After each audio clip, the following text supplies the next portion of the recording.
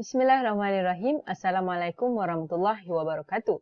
My name is Nur IZZATI binti Ghazali and I am from BA 2424A. So today I would like to present to you about the practical application of Ḥawālah through experience. And this is the front page of my article, Implication of Ḥawālah in Islamic Finance Practice. So for the introduction, let's start with the definition. For the definition, the Accounting and Auditing Organization for Islamic Financial define Ḥawālah as a transfer of a debt from the transferor to the payer. Further, the principles of Ḥawālah can be found in Article 673 of the Majal, which describe it as a transfer from one debtor account to the debtor account of another. So there are various modern use of Ḥawālah, this including bill of exchange and issuance of checks. And the pillars, they have three: transfer, transferee, and the payer. One of the common application of Ḥawālah system is remittance, where migrant workers remit money for their family and relative in their home country. Arguably, however, the efficiency and anonymity provided by Ḥawālah also make it as a system that could use for money laundering and crime financing. This misuse of Ḥawālah in fund transfer have attracted growing interest, but legitimate use of Ḥawālah in the banking sector has received comparatively less attention. Therefore, the aim of this paper in this video presentation is to shed some light on the principle of the Ḥawālah and its modern application in the banking sector. The scope of study is limited to the application in the area of personal financing, and this area was chosen the services to be presented as are commonly and generally accepted as being Sharia compliant, yet the underlying Sharia principle seems to be unknown. Okay. The following section will present the previously selected financial instruments, how it is practiced in Malaysian banks, and what are documents required. However, in this study, they have a dual bank with both conventional and Islamic operation, and that is called as Bank A, and a solely Islamic bank that we call as a Bank B. Okay, so for the remittance, in a simple term, it is an international electronic transfer of funds used by the financial instruments or financial institutions.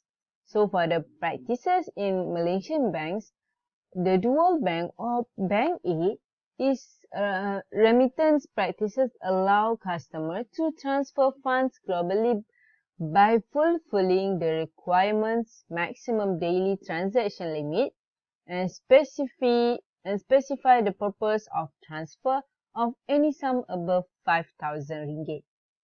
However, the solely Islamic bank, which Bank B, does offer foreign telegraphic transfer and provide remittance business services for walk-in customers, especially for non-account holders.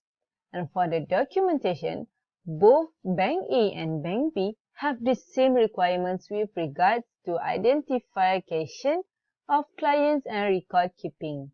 Banks are required to obtain detailed information for both applicant and beneficiary, and this including identity card, address of residence, and an employment record. So for the next is for the traveler's checks, is about a negotiable instruments which customer can purchase and use while traveling. This type of checks were used to replace cash and more favorable when ATM were not exist. While practicing in Malaysian banks, For Bank A, confirm that traveler's tax has been discounted from its operations, while Bank B do not offer traveler's tax to its customer.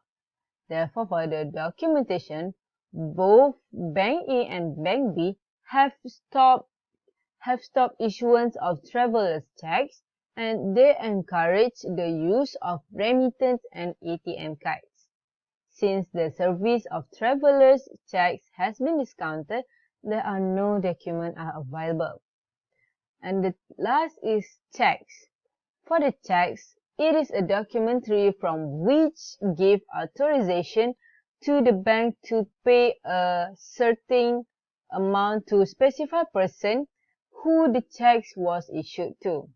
While practicing in Malaysian banks, the duration may differ from bank to the bank, and the duration of check clearance is shorter in the dual bank compared to the solely Islamic bank.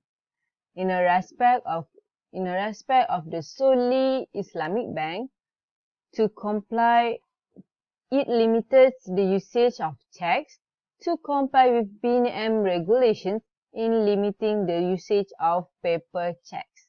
So here I want to share to you the example of the checks.